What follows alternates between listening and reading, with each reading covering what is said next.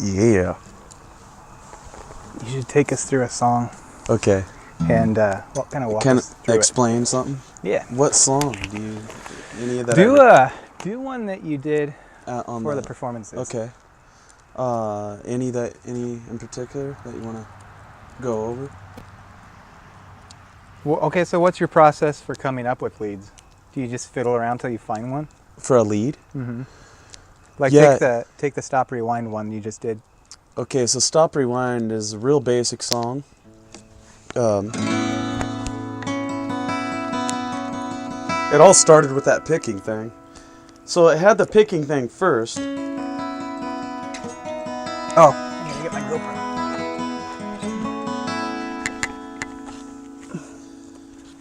And when I start writing a song, it does start with just a riff like that, you know?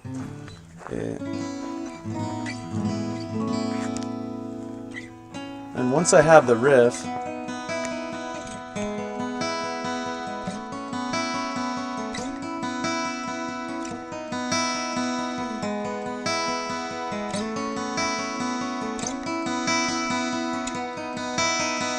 I'll repeat it, and then lyrics will come later. So Stop Rewind was that way. It started with just with that picking thing, and when I wrote it, I had another project going. It wasn't Thief, it was another band, a couple guys, and I just had this riff, like I say, like that, real basic, and then the words kind of just came naturally, and I think those are some of the best songs, is when you don't even really think about what you're gonna sing, it just kind of comes, you know? And I went, stop, rewind, is what she said. I wanna do it all over again with you. Stop, rewind, is what she said. I wanna hear our favorite song again. So I had that. Is that a real story? Yeah, it's about... Not a very long story, but... No, yeah. The song is real simple. Like I say, I write real simple, some songs. It's just about a girl that you love, or somebody you love. Doesn't that, it could reverse roles, you know? It's just about having a good time and enjoying that time and never wanting it to end. And that's what the song's about. And when it had the band playing behind it, it just... Was that originally a Thief song? No, it was I had another project that I was doing, but it kind of came to an end. Like say the bass player had another direction he wanted to go, but we were writing this stuff, and that's what that song came from, and it was all just based off of jamming, you know. You had a drummer, and he was playing 16ths on the hi-hat, and the song kind of just came together real easy. So. But when you wrote it, did you just write it with guitar in mind, or did you think about the whole band? Just guitar and vocals in mind. So they had to add their pieces later. Yeah, yep. Yeah, the drummer, he would come in, and we would talk about, how do you want the intro to go? Well, how about I start it, you come in 2 bars, you know, that kind of deal. But the song, just real basic. With the band, there was a cool bridge thing that I did, and it broke down. It had this cool, where it kind of like the drums and the bass, da da da da, and hit on these chords.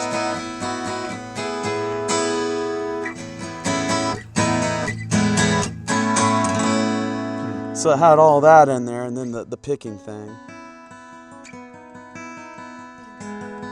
But it's basically more of a happier kind of ballad, I would say, that I've wrote. Like more about, you know, being together and liking being together, you know, having fun together, not wanting the night to end, you know.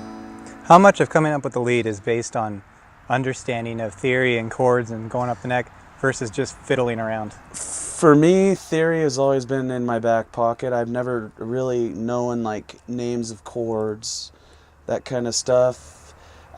What I've basically done is just taken from my influences and listen to chord changes when I'm playing. Like if I start with this chord, you know, but if you went to this chord, it's like, it doesn't fit, you know? Yeah. So I would listen and piece the chord together. Really simple. I've never been a guy that's like, okay, that's, you know, this note, that's a G, that's a D, you know. And I know all those chords. Yeah. But when I write, I'm not thinking of it in a more theory way. Thinking it more as... So you kind of feel it. Yeah, just tones and emotion and, you know, what I'm feeling inside. It's kind of how I write songs. Really. What about string picking? Do you find the chords and then develop? Kind of, yeah. It actually all comes together at once. When I think about it, it's like... So, when I wrote the song, I may have started with this, you know?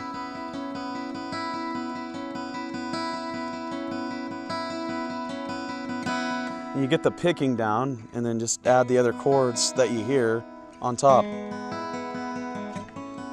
Real basic, you know, there's not a lot to it. For me, there isn't. I don't think of theory, I don't, you know. And then when the vocals come in, it's just real natural to me, I think.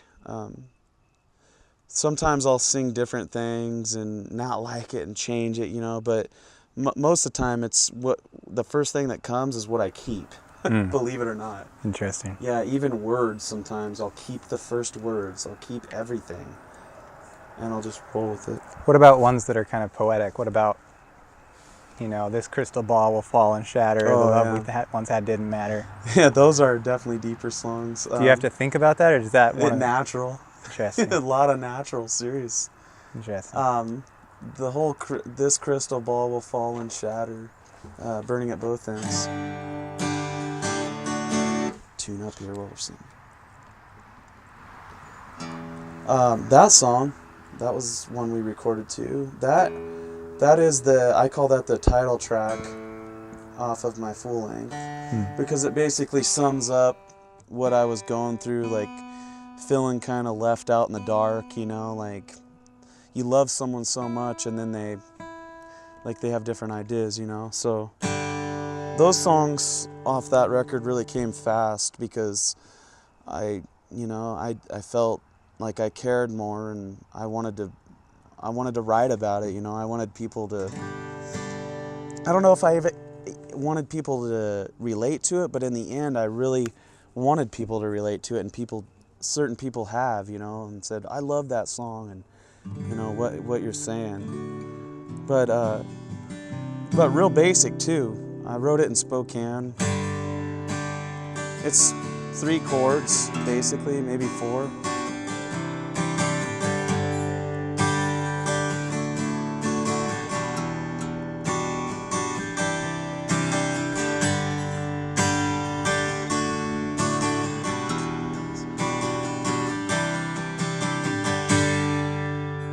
And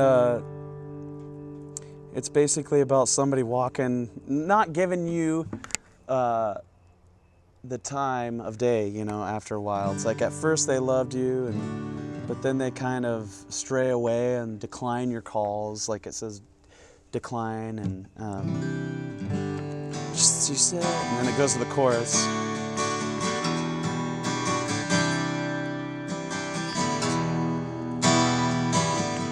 You're running out of time, she said. This crystal ball will fall and shatter. The love we once had never mattered. You threw it all away in the fire.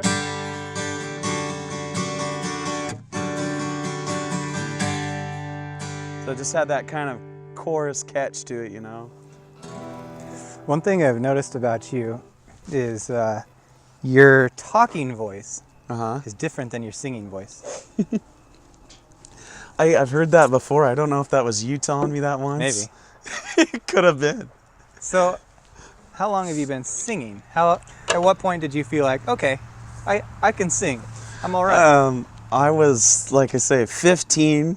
I was probably 15 years old when I remember I was playing drums for everybody, you know, when I was 13, 14. And I thought, you know, I loved playing drums, and I still do to this day. But I realized when I was that age that a lot of the bands that I was playing in, there wasn't really there was nobody singing and playing music. Well, they were playing music, they just weren't singing, excuse me. But they, you know, everybody could play guitar, but at that age, it's because they're all, you know, they're picking up covers from the radio, their favorite songs, and they like, I can play that on guitar. Yeah. But that's it. So I realized it was like, you know, I could sit behind the kit, or I could just grab the guitar. And, you know, when I first picked up the guitar, I was, 14, 15, right in that age. I always told myself, you know, like I say, I grew up on punk rock music. I said, I'm just going to play power chords, you know. That's all I need to know. Like, when you're young, you think you can just be one way, you know, you'll never change, you'll just be punk forever. But punk forever. Punk forever. That's probably on a shirt somewhere. Yeah. So what happened was I just, like, say, we all grow up and you hear different bands and styles of music, but when I picked up the guitar, I realized, even though I was playing punk, it was like, I might as well sing too. I might as well sing and play the guitar at the same time, you know? Like, you got plenty of guitar players that just play guitar and fiddle around. Why not write songs and play guitar, you know?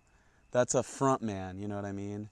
And when I stepped behind from back behind the kit to the front, that's what I wanted to do, is I wanted to deliver a message, you know, and I hope that I've done that, you know. Like, say, the songs, they're personal, and I hope people can relate to them. And my songwriting's very basic, I think, but I think that strikes home with a lot of people. It's intentionally basic, right? Yeah. I mean, it's very basic. Very purposeful. Yeah, it's not like I'm trying to write a complicated song, no. Do you remember your first song? That you ever felt like this is a solid song? One of the first songs is called Last Friday Night. Okay, first. Uh-huh. How old were you? Probably 15. Okay. And what's funny is, like, these songs, like this song, I can, I still play, and it's a ballad. It's about meeting one of my first loves in high school, going over to her house, not wanting to leave, you know, that kind of song. Yeah. And like I say, a lot of my songwriting has been about relationships, and most of the songs are about a relationship gone wrong. Not so much happy, which a lot of people write like, I know. It's kind of a cliche, I guess, but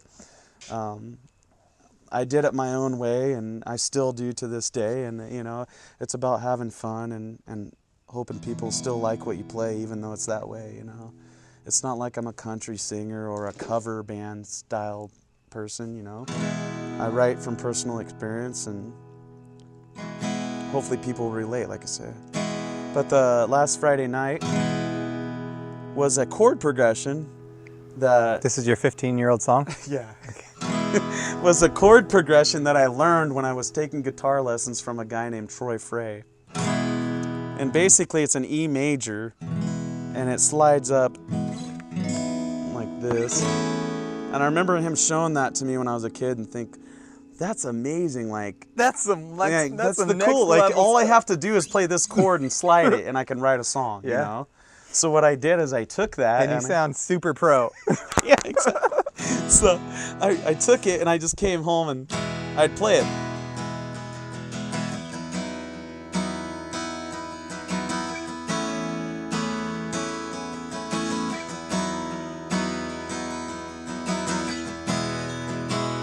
Because anybody that is 15, if you go up the neck, you more than yeah. G and D and C. You look cool. Oh yeah. It's like, and you're playing one chord. Yeah. You're playing that E shape. And it's not a power chord. No, it's not. It's an open chord, and it sounds cool when you're 15. You're like, oh yeah. Sophisticated. Yeah, it still sounds cool at 31.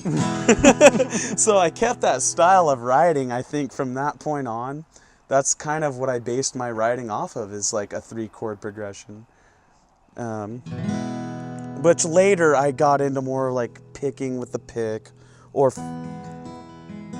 finger picking, you know, to give it a little more different technique than just a strum. And that's how it started. So I had this riff, and then it's basically a story about going over to one of my first girlfriend's house, you know, and having the time of your life, not wanting the night to end. Kind of like Stop Rewind, but different. See, I'll sing a little bit. So it goes. Last Friday night I went to your house, sat with you on the couch. It was fun, but the fun didn't last. And soon after that I had to leave. So I had that. Yeah. What I love about it is that the construction of the song sounds pretty advanced. It sounds like you know what you're doing. Yeah. But the lyrics are so 15-year-old exactly, world. It's basic. like that's what he knows. Yeah, and that's his life. Like I say, I've kind of taken that and stuck with it in some kind of way. You know what I mean? He doesn't talk about getting a divorce. He doesn't talk about hating his job. He's like, I went to your house, we had fun, but then I had to go home. Yeah, I had to go home, and I want to be with you still. Yeah, so it had so that high school sound, you know. Yeah. And I mean, literally. I met you at Dairy Queen. Yeah. My mom drove me. The words, like, I mean, I've had people say, like, your words are cliche and all that. You know, I've been told everything, or, you know, everything under the sun. But I just stuck with my basic style of writing and just kept doing what I loved. And that's basically all my songs are written that way. Just very 3-chord, like, say, not a lot, really. I mean, I was talking to Nick Garcia about firsts, you know, when you're writing as a kid. And I told him one of my first songs was God versus Godzilla. So that's pretty deep compared to what I was doing. Yeah. And, I mean, even playing a song like that, being punk influenced, you know. I mean, I love punk rock, but I've always wanted to write a ballad, you know, about a girl, or, you know, it was more appealing to me than playing power chords as fast as I could. I mean, I love doing that too, but I always like just writing melodic tunes, you know.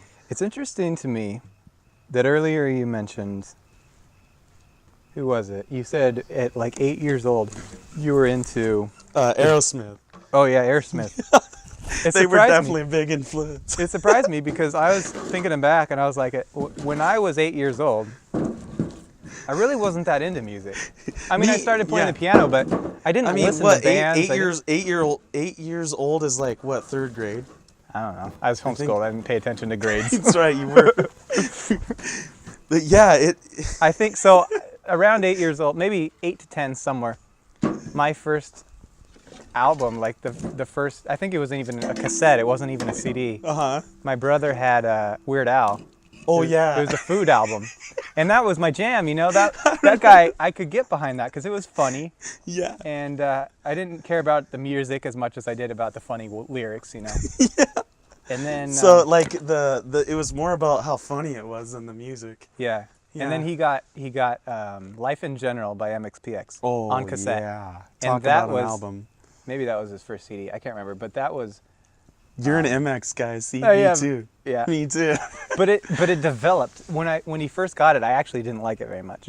Yeah. I couldn't get into it. And then really? A lot so of it was MX, nostalgia and association, because the memories that I have of Life in General now. Yeah. Is driving in my brother's Malibu, going to the skate park to do some rollerblading down the ramps, going to Burger King and getting rodeo burgers. Yeah, That's what we did regularly, and he'd put that CD on. And that's what you would hear, yeah. So when I hear it now, it takes me back, you know. To those memories, yeah. And I love it. A lot of punk rock music will do that for you. I mean, there's a lot of albums that I hear, like, MX for sure. MX is definitely a big influence too.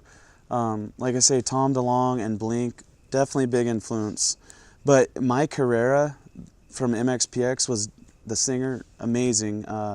And like say, they're from Bremerton, Washington. They were definitely a big influence. His voice is kind of whiny, you know, but he's definitely been an inspiration to me. Definitely Mike Herrera. I think it was around that time my brother started getting into heavy stuff. And it was not metal, but it was like hardcore, screaming, pounding guitars, dun dun. Oh, yeah, yeah. And I don't know if it was because he liked it and I thought anything he liked was cool. Yeah. Or if I actually liked it, but I was about probably 10, 11 years old. We'd go to the skate park and he'd put that kind of stuff on. And that's what I got into. Yeah. Like the heavier the better. Yeah, yeah. Yeah. And bashing and fast drums. I think that is when I first really started to like music. So that's how old were you, right? Maybe 10 to 12. Yeah. Somewhere in there. Yeah, that's me too, right there. That you got an early. It seemed like you got an early start. Yeah, like I say, the Doors were a huge influence. My dad, he always loved the Doors and would be playing them. He tells me the story. He says, when I first brought you home from the hospital, the first night I put on the Doors and cranked it to as loud as it could go. So I think that was definitely a big spark, is some of that classic rock like the Doors and stuff really sparked my interest growing up. And even Jim Morrison's singing has been an inspiration. Lots of people, like say Blink, all these bands have inspired me to sing and play, you know, and it was really cool growing up. Another story I'd like to tell you about is when I was going to school at Peninsula. I was in a band class like we all are growing up, but I remember when I was leaving school that day or whatever, I looked into the gymnasium, and I just remember seeing the school band up there playing like trumpets and everything, you know. And I remember sitting there as a kid and looking up on the stage and going, there's no way I'll ever get up in front of people and sing or, you know, or play like a horn like that. I remember thinking like, no. How old were you? I was probably, you know, maybe 8 at that time. Wow. Or 7 or, you know, younger. And I remember thinking, there's no way I'll ever, you know, because I just like was intimidated by it. I was. That you know, age. it's like I could never see myself blowing on a horn in front of people. There were times when I had to be, you know, in church, they would have the class go up and sing a song, and at that age, that was terrifying to me. Oh, yeah. I hated it. Yeah, me too. And then later on, I'm like 15, and in front of 2,000 people at Moses Lake High School talent show, playing with my high school band co-pilot, and thinking I'm on top of the world. You know, it's like, I mean, it's funny how your life, it does, you know, you change, and you are that person in the end. To some people, you know. Yeah. So we should make it clear that, just to give them an idea of really who you are, at your core, I think it should be known that Lee Lester is a trombone player. Yeah, I was. Did you know that? You did, huh? Like that's your true passion. Yeah. So seriously, okay, let's back up a bit. Well, no, we're going forward. So I'm in junior high, right? And I think if this wouldn't have happened, I wouldn't have carried on and found my way in the music like I have.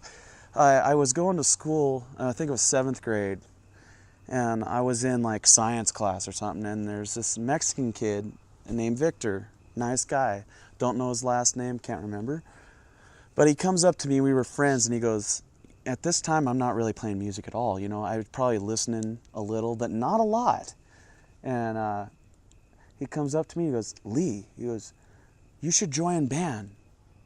I thought to myself, that'd be kind of cool, you know, like he just sparked my interest. And this guy, I would have to give a shout out that he kind of made me go in the direction of music that I am doing now, you know, because I don't think I would have ever joined a band or ever tried that if he wouldn't have asked me, you know. I'll never forget that. And that's when I picked up the trombone. And Because they didn't have no trombone players. You said it was like an old beat up one, Yeah, right? it was beat to shit. It was a King beat, all worn out, old case. Where'd you get it? The school had it. They supplied it. And I remember getting It's that. probably as old as that Moses Lake High School sign up there. It's like from the 60s. It was old. So we... So I had it, and but I really wanted to. It's funny we say this, but at that time, it's like when you change, your mind thinks different. But like reversing back, seeing that guy playing trumpet on stage when I was a kid, I said I'd never do it. But when I joined band in 7th grade, the funny thing is that I wanted to play trumpet. I didn't really want to play the trombone, I remember that. Like, I wanted to play the trumpet, but they had too many trumpet players at that time. And the band teacher goes, well, we need a trombone player. So I said, okay. And that's when I picked up the trombone. And that's kind of when music really, like playing music kind of took in, Yeah. kind of came into the picture. It wasn't about listening. It was more about starting to play it now. I was like, cool. And Okay, so you started on trombone, but you actually didn't like it that much. no, And you said, I remember when we talked before, you said you actually weren't very well versed in it, and you were marking marks on where the slides would be. Yeah, I would write the slide positions in under the notes. So if it was the note, I would put, whatever position it would be first. So it'd be first. And on a trombone, I believe there's 7 positions, I think. So you would put, first, and then, it might go to 6th. So Can I see your mic one more time? Sorry. Yeah. Just thought of something. It's on hold. Okay. Sorry. Yep. So I would write all the slide positions in. But then when it would come to the concert time, it's like your music's... I don't think we really had music in front of us. So we're playing at Frontier Middle School. I'm up on the stage, probably like at this point, 13 years old, 7th grade, something like that. And like I say, my friend Victor got me in a band. Well, I'm playing, and I'm on stage, and I can't read music to save my life or anything at that point. So in the video, you see me literally, my parents are filming me. I know it's probably around somewhere, but you see me literally looking over at the other trombone player to see what slide was. And I realized at that point it wasn't my instrument. So, but I kept playing trombone all the way into my freshman year of high school. So I kept going in a band, and I get in to high school. And but that whole summer I was playing trombone. I was actually, it was 8th grade year, I had actually just started playing drums. And I was 13 years old. And that's all I loved. I just loved playing drums.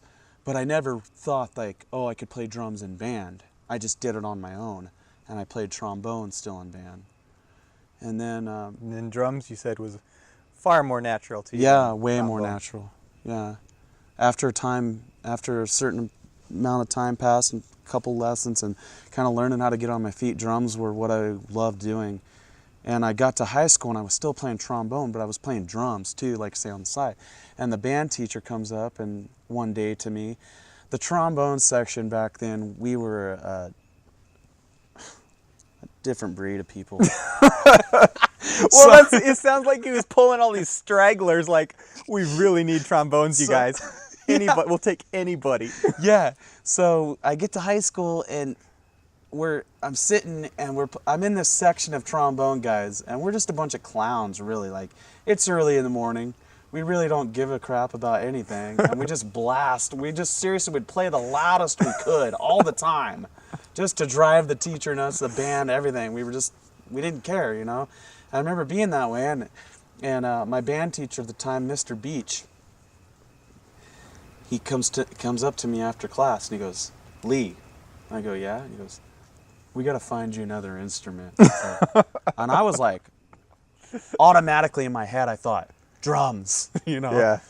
And I go, and he was wanting to put me on another horn or something. I go, I want to play the drums. He kind of goes like this.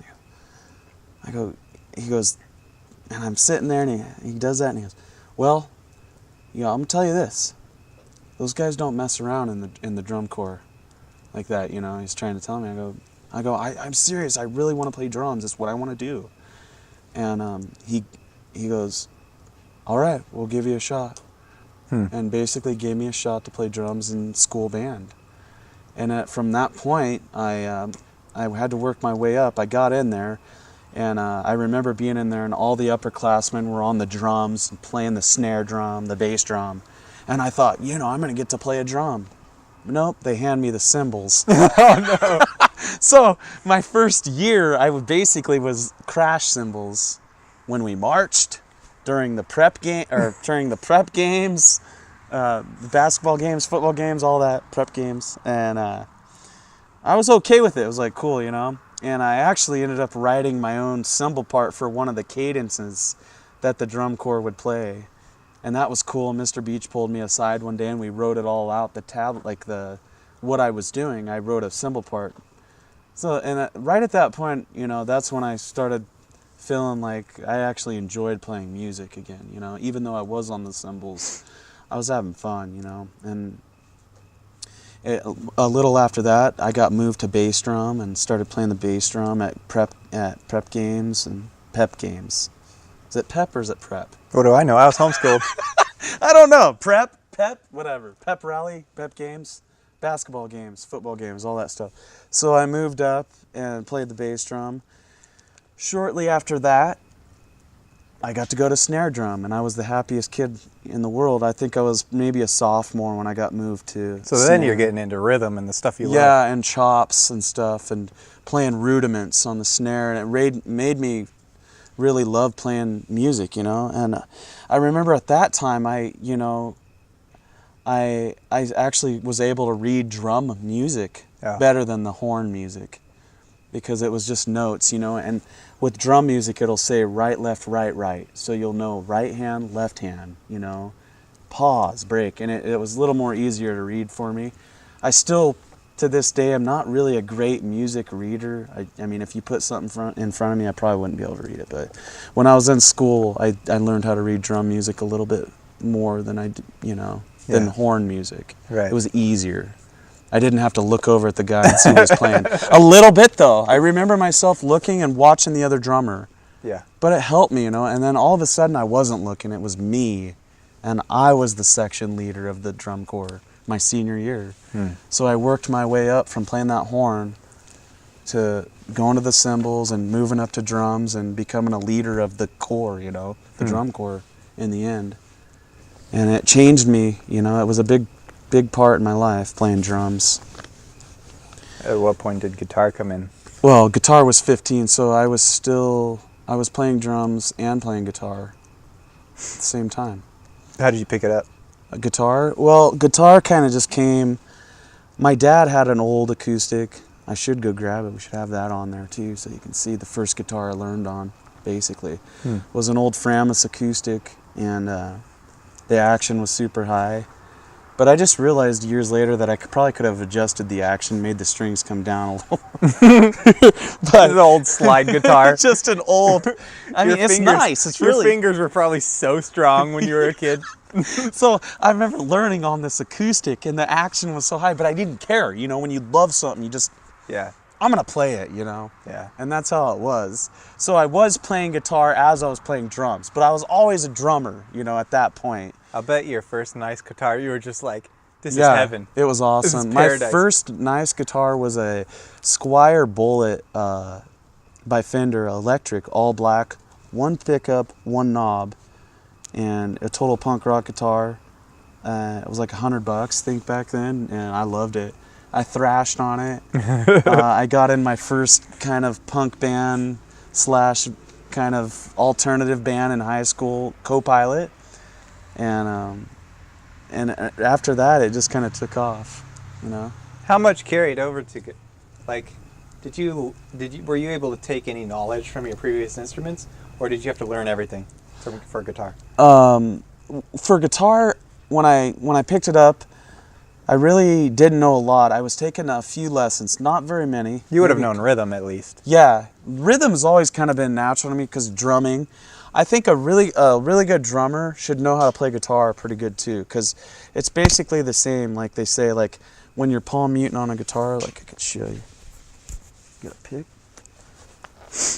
It's like when you're riding the hi-hat on the drums. It's the same kind of concept. It's like palm muting.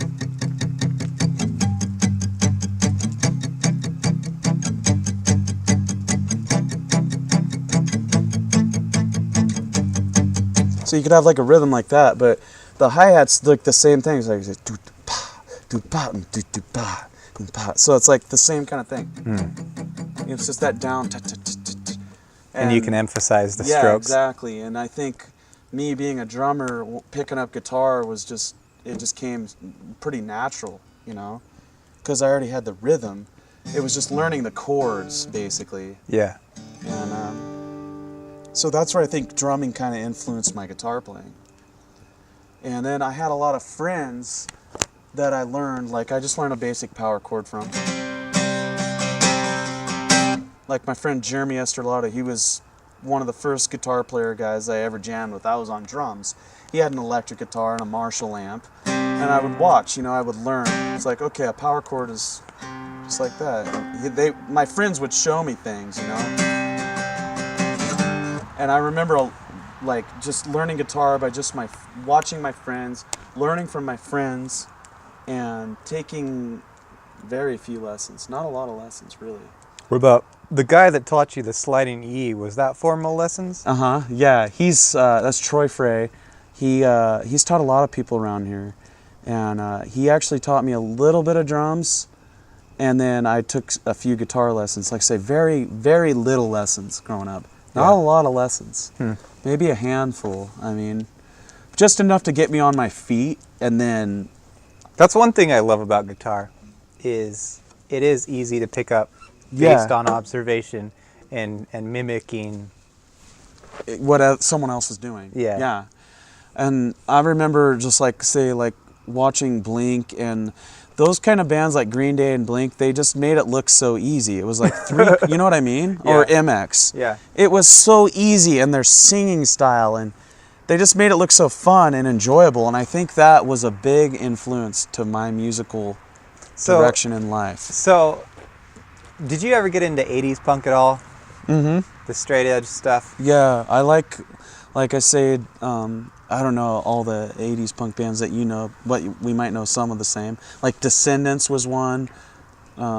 Even some of the early 70s stuff I liked. Like some of the raunchy, like... Yeah, I know some of like the popular like Sex ones. Pistols, everybody likes them, yeah. you know. Or Ramones. Yep. Ramones is a great band. Yep. It was all downstroke, you know, with the Ramones, and fast. Yeah. And they would play like 20-some songs in an hour, you know. But that's what made, I think... all the newer punk bands, you know, it made kids realize that you could pick up a guitar and play, you know? You didn't have to be Joe Satriani or whatever, you know, you didn't have to be Steve Vai. That's what I was going to say is that, so, like I've heard like Black Flag and Bad Brains and those guys. Yeah, Bad Brains, yeah. They were, a lot of those ones in the 80s had a very specific agenda. They were rebellious, break the norms. Yeah. Don't do the drinking. Don't do the drugs. But exactly. Be angry about everyone. Yeah, angst. A lot of angst.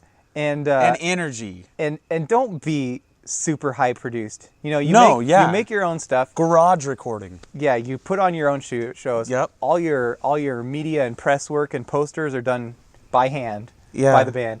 And And then really an independent band back then. Yeah. In some kind of way, you know. And I admire that. Yeah, before it was independent, you know. But there was a lot of punk bands doing it on their own, you know? But then you get into the 90s, and I feel like a lot of the punk bands became less about this agenda and more about just having a good time. Yeah. And pop. Out of the 80s being 4-chord songs, because that's all they knew. Yeah. You could take that, and now it's like it becomes acceptable. Exactly. Too acceptable to almost everybody. Yeah.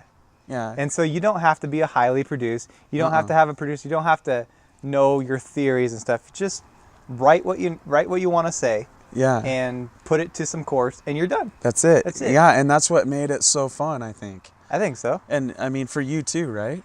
Yeah. To pick up the guitar, it was easy. They made it look easy. Yeah. You know? And that's what I preach that to this day, that's a big influence. I would say, so I said my brother got into MXPX. Mm-hmm.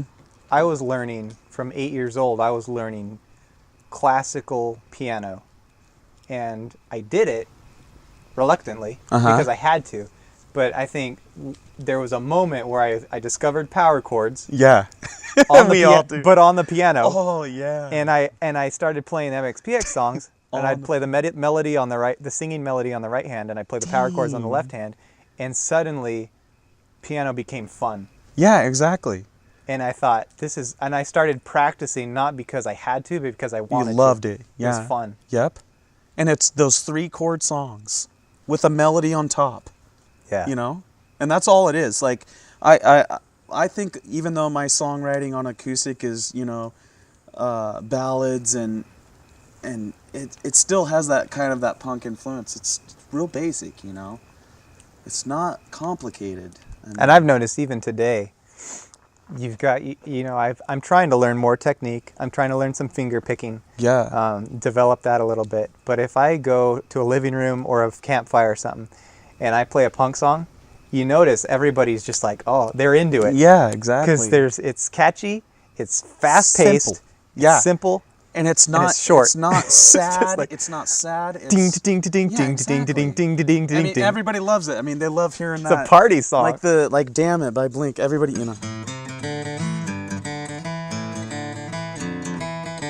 Oh yeah, I remember that one.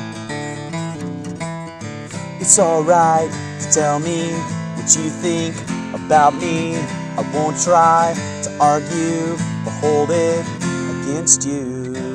It's like...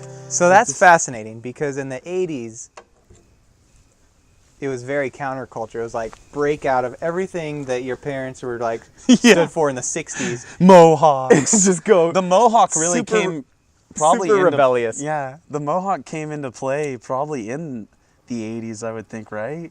I think so. I mean, and back then, people were probably called all kinds of horrible names if you had a Mohawk. Yeah. Look at that queer, super rebellious. Yeah, But out of that came such accessibility. Yeah. It's almost like it was accepted. Yeah, it's like a classic rock when it first came out with the Beatles and Elvis and stuff. I remember my mom saying that her grandpa was like, Elvis, look at him swaying his hips. He didn't like him. Exactly. He was really weirded out by him. But now you play a classic rock song like that, and everybody's into it. They're just back in those days, like you say, when it all began, Elvis and stuff, and people saw him doing that, that's the devil's music. Yeah, the devil. And like you say, music has, even though it's been called that, devil's music, whatever, it's still been accepted in time, It's interesting to me that you can take something that was supposed to be underground or rebellious or anti-whatever establishment, and then it becomes the norm, and it becomes something everybody can get into and love. Yeah. And that's what, like you say, paved the road for how you write and play, and me. Yeah. And that's really it. I mean, it's very simple. Like I say, it's funny though, you'll tell somebody, it's like, it's so easy to play guitar. And like for me, I can say that because I've been playing for, I don't know how many years now, 18 years or so. Maybe a little less, but I mean, close to it. But it's like you think anybody can just pick up the guitar and and play 3 chords and sing, but not everybody can. I mean, I have had people that were just learning, and I'd watch them, and I've forgotten how hard the coordination is to strum and sing at the same time. Chord. Yeah. And funny thing you mentioned that is like now with Thief, some of the new directions we're going. I'm playing kind of more of a lead part, like you're saying, and now I have to learn how to sing over kind of a lead picking part, and it can be tricky. So I was thinking about that with grab another beer. I'm listening. I forgot what it's called. Oh, so for Stop Rewind, I was listening to your picking and your singing, and I thought to myself, that sounds complicated. Yeah. Oh, the picking and singing at the same time. Because you're not just down strumming. You're not just running down the strings. You're actually you're pulling out certain strings up and down. Alternating. Yeah, and, alternate picking. And you're trying to sing over that. Yeah. It's an alternate picking because you could play it all, which you could play it all downstroke like some people would. What's really weird is that, you know, like I say, a lot of punk rock is just that down, right? Yeah. But then when you play, when you play Stop Rewind, it's an alternate picking, so you're actually picking between the strings. So, let's see if I can even play my own song. Can you play it slow? So you're going like this.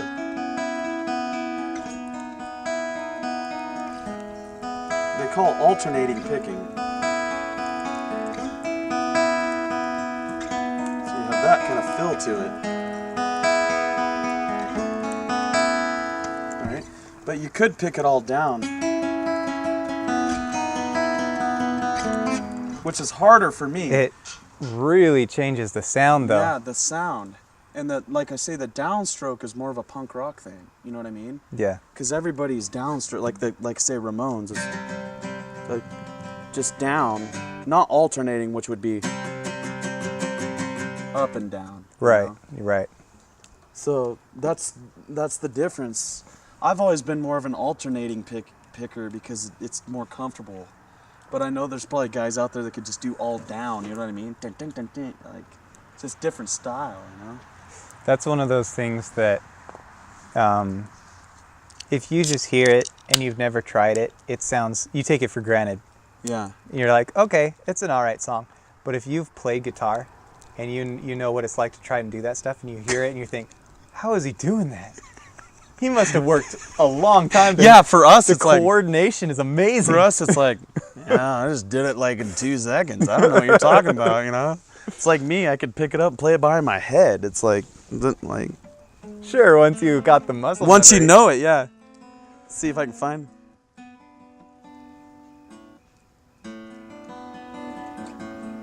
If I can find it. Where's that? Right there. Once you know it, yeah.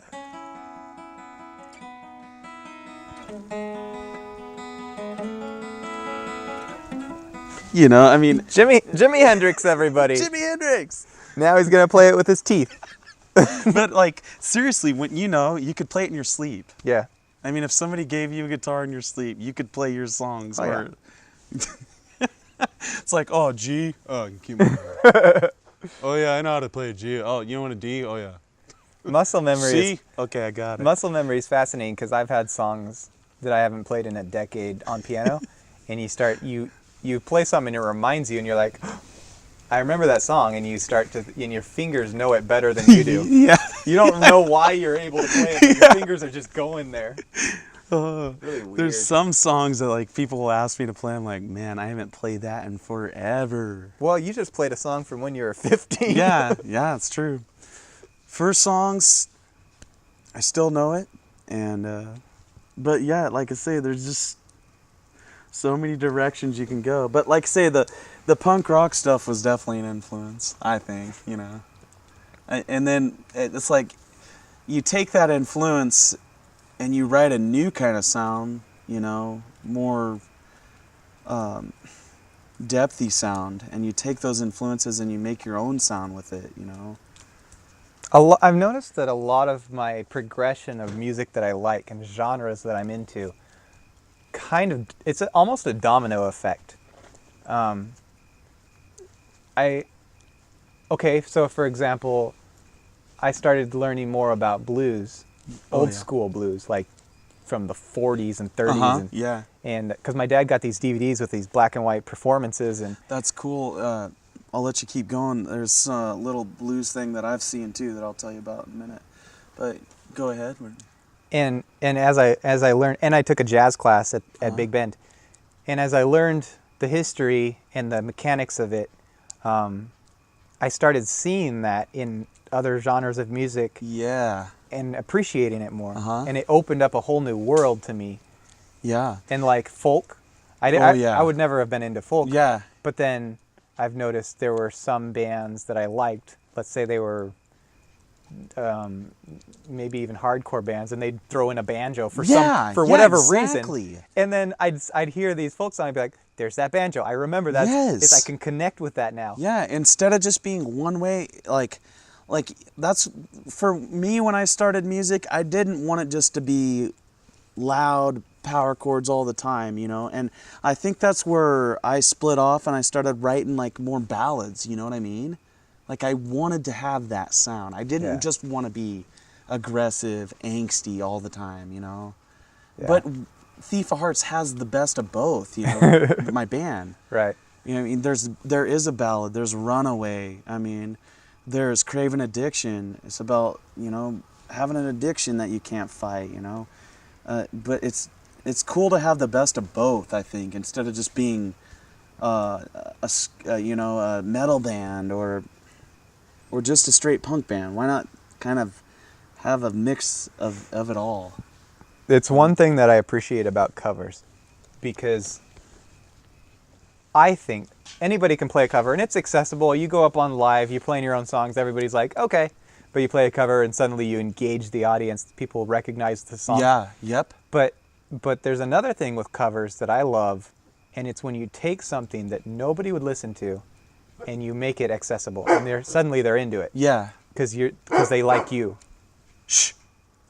And so I've noticed that I've found some bands like Brand New, they go back through records of like old hymns and old singers. And they'd pull out these and they'd sample it. Yeah. And then suddenly you're like, this is cool. And you go back and you find that song, and suddenly you're listening to hymns from the 1940s or 50s. Yeah. That you would never have picked up. In a modern day sound. Yeah. In a modern day recording. Yeah.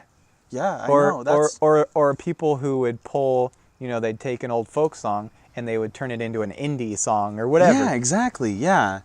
That's being open-minded. Tom Waits does that. Oh, yeah. Tom Waits has he's got a lot of old style influence. Tom Waits is awesome, too. I liked the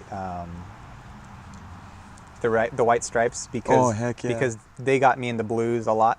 Yeah. He's super into blues. And they were a two-piece band. Yeah, I know. And they captured the world. Yep. People wanted to go hear them, you know? It's like... And things like that. They were raw, too. They had a raw sound, even when you listen to the recordings of White Stripes. Things like that tell you that it's okay. Yeah, exactly. You're just starting out, and you know what? You don't have to be glitz and glamour, lights flashing, all done up. You know what I mean? You don't have to have a $1,000 guitar. You don't. You don't. You really don't. I mean, you could have, like I say, it's all like a guitar. It's preference. I mean, you could go to a store and pick up a Martin or a Taylor, whatever, and sure, they're great, you know.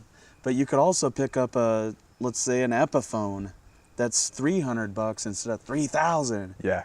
And I mean, if it speaks to you, that's all that matters. Yeah. If you can make your voice be heard with that instrument, that's all that matters, you know. You don't have to have the top of the line. You don't. Yeah. I mean, it's nice. Everybody wants that, but not everybody can afford it either. But it's cool. You don't have to have expensive gear to sound good. Yeah. I find it to be very inspiring. Yeah. There's a lot of, bands that I've seen that I love that don't have high quality gear, and I love them, you know what I mean? Over the years, I've seen bands like that, like, well, hell, that's all he's using? Yeah. But I love it. I mean, it's marketed just right. It just, everything, it's just, it's perfect. I've heard that, and my dad likes to tell a story a lot, that Jack White he goes to pawn shops or whatever. Oh yeah, I think I've heard this. Yeah, he finds the $100 guitars. Yeah. He finds the old beaters, and he just learns to work with them. Yeah, and he modifies them. He modifies them. Yeah, I've heard that story. And it works. Yeah, exactly. I mean, it's just an instrument. I mean, like I say, it depends on the person. Somebody might want that high dollar instrument. Somebody might they're fine with the Squire guitar, or the, what do you play, a Washburn, right? And it's not high dollar, but it works. Nope. It's all you need. Yeah. There's no excuse. Yeah. If you want to be heard and if you want to write music. I mean, I started out with very basic instruments, you know. Later on, I got nicer guitars, you know, and which is nice. I love it. I love it. But I remember as a kid, you know, just having a, like I say, a Washburn acoustic. I think mine was an Oscar Schmidt, real cheap, but I wrote songs on it, and I loved it, you know. Do you know about Brushy One String? He's just this, I don't know if I think he's a street performer, or he might be from, I don't know if he's from Jamaica or what. I can't remember his backstory. But his guitar, he's famous for playing a guitar that has one string on it. No way. And he'll write these catchy jams with one string. And the reason it's fascinating to me is because I thought about that with not just music but art in general. That if you have two tones, because I studied art, you know. Yeah. If you have two tones, you can make a picture. If you have like black and white, or even green and blue, or whatever. As long as you can modify those, you could paint in sand, you could paint in blood, you could paint in ink, and it's the same with music. If you can create a harmony, you know, you've got one note here and you're singing a different note. It's funny, it can become beautiful. That you say that, like one string. There's Richie Havens, awesome. I don't know if you've ever heard of him, but he played Woodstock, and he's a guild player. I play a lot of guild guitars. That's what I love, and it's my choice of acoustic. And I saw an interview the other day I was watching, and he's playing the guitar with one thumb. One thumb. And he's at the guild, you know, factory, and they're all filming him, and he's playing with one thumb. He goes, and they're filming, he goes, one thumb. And it sounds pretty good. I mean, like you say, and the guy is, you know, world known. Yeah. He plays with one thumb. Yeah. I just love it, you know. It's like it's basic. It's like you don't have to be all complex to make a statement, or to be heard, or to be famous. You don't. I don't think you do. You don't have to do a lot as long as you're passionate about it and a genuine person. I think people will want to listen to your music. You know. Yeah. That's how I look at it. A lot of it has to do with, some of it has to do with being catchy and writing cool music. Yes, but a lot of it can be just universal emotion. If they can relate to it, they can get into it. Yeah, exactly. If they've been through what you've been through, suddenly they're like, they can say, you know, this person gets me. Yeah, and I think, like I say, my songs are very simple. The words, even the chords, some of them are just really straight to the point, and like I say, that's what I want. I want people to just be able to relate to it, and I think a lot of my fans have, you know. So I just want to keep going down that path and try to write better songs and keep doing what I love doing. So the thing I think, it would be good to close on, I remember when we talked before that you mentioned you're not really looking to tour the nation. Yeah. You're not really looking to become this famous music. You're more interested in local music scene and promoting music from your own hometown. Yeah. And like I say, I think that the local music scene, we need to come together more than we are now and support one another more. I think that's what really makes music stay alive. You know what I mean? Yeah.